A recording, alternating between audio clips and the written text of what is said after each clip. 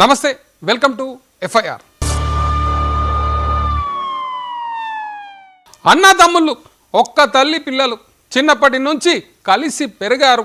ఒకరంటే ఒకరికి ప్రేమ. కానీ ఇది పెద్దయ్యే వరకు మాత్రమే ఉంది. పెళ్ళిళ్ళు, పిల్లలు, ఆస్తులు ఆప్యాయంగా ఉండే అన్నదమ్ములను వేరు చేశాయి. భూమి కోసం ఆ ఇంట్లో పెద్ద యుద్ధమే మొదలైంది. అన్నను నిలదీసినందుకు తమ్ముడు బద్ధ శత్రువయ్యాడు. ఎంతలా అంటే అతన్ని భార్యని అంతమొందించాలనే ఆలోచన కలిగేంతలా. మనుషులను మాయం చేయాలంటే చాలా ధైర్యం కావాలి. ఒకరికి ఒకరు ధైర్యం నూరిపోసుకున్నారు అన్నవదినలు. దీనికి ఓ బంధువు పూర్తి స్థాయిలో సహకారం అందించాడు. పనివాడు ఇంపార్టెంట్ రోల్ ప్లే చేశాడు. గతంలో మిస్ అయింది, ఈసారి అస్సలు ఫెయిల్ కావద్దనుకుని తుపాకీని, షూటర్ని రంగంలోకి దింపారు. అయినా గురి తప్పింది, కుట్ర బయటపడింది. ఆదర్శ దంపతులు, వారి అనుచరులు జైల్లోకి వెళ్లాల్సిన పరిస్థితి వచ్చింది. మెట్పల్లి జిల్లాలో ఉండే మామూలు వ్యక్తులకు తుపాకీ ఎక్కడిది? ఆ షూటర్ ఎవరు? వాడికి సుపారీ ఎంత? For details watch the story.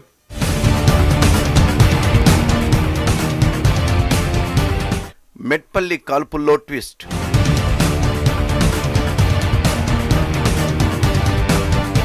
ఆస్తి కోసం హత్యయత్నం.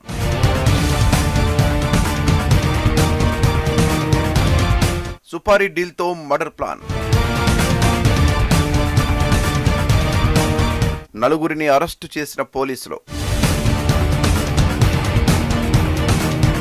మెట్పల్లి పట్టణంలోని పోచమ్మవాడ. ఇక్కడ గోనెల శంకర్, గోనెల రాజం అనే సోదరులున్నారు. వీరి మధ్య ఆస్తి పంపకాలపై వివాదాలు నడుస్తోంది. శంకర్, అతని భార్య అనూష కన్ను మొత్తం ఆస్తిపై పడింది.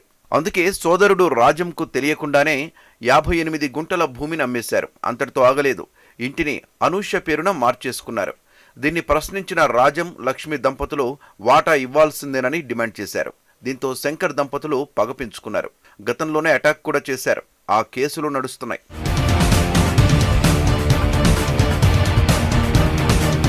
అయినా లక్ష్మి వెనక్కి తగ్గలేదు. దీంతో శంకర్ ఫ్యామిలీ ఖతర్నాక్ ప్లాన్ వేసింది. లక్ష్మినే ఎలిమినేట్ చేయాలని డిసైడ్ అయింది. ఏకంగా తమ జేసీబీ డ్రైవర్ సచిన్తో సుపారీ డీల్ చేసుకున్నారు. లక్ష్మిని హత్య చేస్తే డబ్బిస్తామని, సౌదీకి పంపుతామని ఆశ చూపించారు. దీనికి ఓకే చెప్పిన సచిన్ యూపీకి వెళ్లి పిస్టల్, బుల్లెట్లు కొన్నాడు. వేసవిలో లక్ష్మీ దంపతులు బయట పడుకుంటారు. దీంతో జూన్ 15న మాస్క్ వేసుకున్న సచిన్ లక్ష్మిపై కాల్పులు జరిపి పరారయ్యాడు. అయితే బుల్లెట్ గురి తప్పి లక్ష్మి ఎడమ చెంపకు తగిలి తీవ్రంగా గాయపడింది. ఆమెను హుటాహుటిన ఆసుపత్రికి తరలించారు. వైద్యులు ఆపరేషన్ చేసి బుల్లెట్ తీశారు. ఇది హత్యాయత్నం అని తేలడంతో పోలీసులు రంగంలో దిగారు. సీసీటీవీ, మొబైల్ సిగ్నల్స్, ఫోన్పే లావాదేవీలను విశ్లేషించారు. శంకర్ ఫోన్ నుండి యూపీకి వెళ్లిన 35,000 ట్రాన్స్ఫర్ అయినట్లు తేలింది. దీంతో శంకర్, అనూష, ముత్తయ్యను అరెస్ట్ చేశారు. యూపీకి వెళ్లి సచిన్ అరెస్ట్ చేశారు. ఇతని నుంచి పిస్టల్, 2 బుల్లెట్లు సీజ్ చేశారు. గత డిసెంబర్ నుంచి వీళ్ళు ఈ రకంగా ఆ లక్ష్మి అనే ఆమెను చంపాలనే ఉద్దేశంతో వాళ్ళు అప్పటి నుంచే ప్రయత్నం చేస్తున్నారు. వాళ్ళు కాన్సన్ట్రేషన్ చేస్తున్నారు అన్నట్టు మనకు తెలిసింది. దానికి సంబంధించి తన దగ్గర పనిచేస్తున్న ఎవరైతే శంకర్ దగ్గర జేసీబీ మీద పనిచేస్తున్న పేరు ఎవరైతే సచిన్ వర్మ, సచిన్ కుమార్ అంటారు. ఆయన ఉత్తరప్రదేశ్కి సంబంధించిన వ్యక్తి.